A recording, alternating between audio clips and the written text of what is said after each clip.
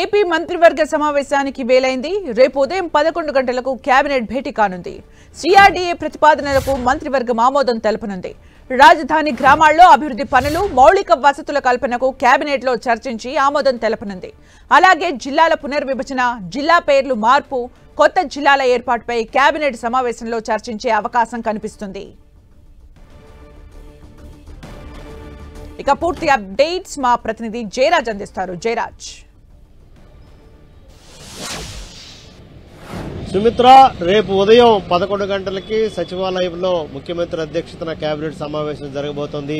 దీంట్లో చాలా కీలకమైనటువంటి అంశాలపైన కేబినెట్ లో చర్చించి తుది నిర్ణయం తీసుకోబోతున్నారు. ముఖ్యంగా ఇటీవలనే సిఆర్డీఏ సమావేశం జరిగింది ముఖ్యమంత్రి అధ్యక్షతన. దీనిలో చాలా కీలకమైనటువంటి నిర్ణయాలు తీసుకున్నారు. ఆ రాజధాని ప్రాంతంలో ఉన్నటువంటి గ్రామాలకి మౌలిక సదుపాయాలు, అదేవిధంగా అక్కడ ఉన్నటువంటి అభివృద్ధి చేయటం వంటి అంశాలకు సంబంధించి దాదాపు 904 కోట్ల రూపాయలతో అభివృద్ధి, మౌలిక సదుపాయాల కల్పనకు సంబంధించినటువంటి కీలకమైన నిర్ణయాన్ని రేపు ఏపీ కేబినెట్ లో చర్చించి దీన్ని ఆమోదం తెలపబోతున్నారు. అదేవిధంగా సిఆర్డీఏ పరిధిలో అనేక రకాలైనటువంటి అంశాలు ఈ రోజు ముడిపడి ఉన్నటువంటి నేపథ్యంలో వివిధ సంస్థలకి భూముల కేటాయింపు గాని, అదేవిధంగా అక్కడ ఉన్నటువంటి రైతులకు సంబంధించిన అంశాలు గాని, ఇతరత్ర అనేక సమస్యలు నిన్న జరిగిన 2 రోజుల క్రితం జరిగిన సిఆర్డీఏ సమావేశంలో చాలా కీలకమైన అంశాలపై చర్చ జరిగింది. వాటన్నిటిని కూడా రేపు ఏపీ కేబినెట్ సమావేశంలో కేబినెట్ ముందుంచి వాటన్నిటి కూడా ఆమోదం తెలిపేట అవకాశం ఉంది. ముఖ్యంగా రాజధాని ప్రాంతంలో ఉన్నటువంటి గ్రామాల్లో మౌలిక సదుపాయాలు, అదేవిధంగా ఆ గ్రామాల అభివృద్ధికి సంబంధించి అయితే విమర్శలు వస్తున్నటువంటి నేపథ్యంలో దీనికి సంబంధించి 904 కోట్ల రూపాయలు కేటాయించారు. దీనికి సంబంధించి రేపు ఏపీ కేబినెట్ లో ఆమోదం తెలిపి తదుపరి కార్యక్రమాన్ని చేపట్టే అవకాశం ఉంది. అదేవిధంగా గత ప్రభుత్వ హయాంలో జిల్లాల మార్పులు జరిగినాయి. జిల్లాల పేర్లు మార్పులు చేర్పులకు సంబంధించిన అంశం గురించి కూడా రేపు ఏపీ కేబినెట్ సమావేశంలో చర్చ జరగబోతోంది. అప్పుడు పెంచినటువంటి జిల్లాల నేపథ్యంలో కొన్ని సరిహద్దు అంశాలు, కొన్ని గ్రామాల అంశాలు, కొన్ని జిల్లాలకు సంబంధించిన పేర్ల అంశాల్లో అనేక భిన్నాభిప్రాయాలు వ్యక్తం అవుతున్నటువంటి నేపథ్యం వీటికి సంబంధించి ఇప్పటికే ఒక చర్చ జరిగింది.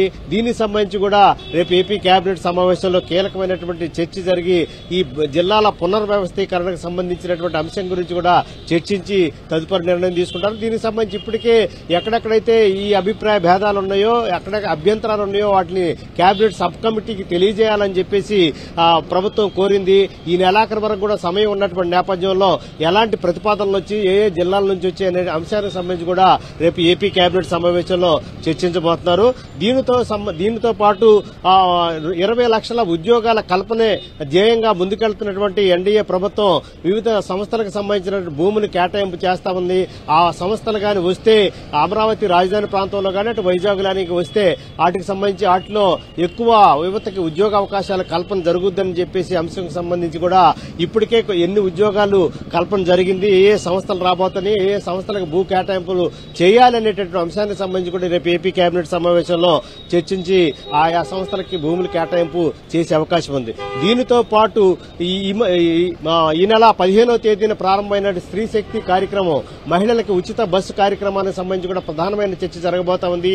ఈ పథకం అమలు చేసిన తర్వాత ప్రజల నుంచి ఎలాంటి రెస్పాన్స్ ఉంది, ముఖ్యంగా మహిళల నుంచి ఎలాంటి రెస్పాన్స్ ఉంది, సూపర్ 6 లో భాగంగా అమలు చేసినటువంటి ఈ పథకానికి సంబంధించి గ్రామీణ ప్రాంతాల్లో ఉన్నటువంటి మహిళలు, వివిధ వర్గాల ప్రజలు ఏ విధంగా దీన్ని ఆహ్వానిస్తా ఉన్నారు, అంటే ఇంకా దీంట్లో సరి చేసుకోవాల్సిన అంశాలు ఏమైనా ఉన్నాయనేటువంటి అంశానికి సంబంధించి మంత్రులతో ముఖ్యమంత్రి ప్రధానంగా చర్చించే అవకాశం ఉంది.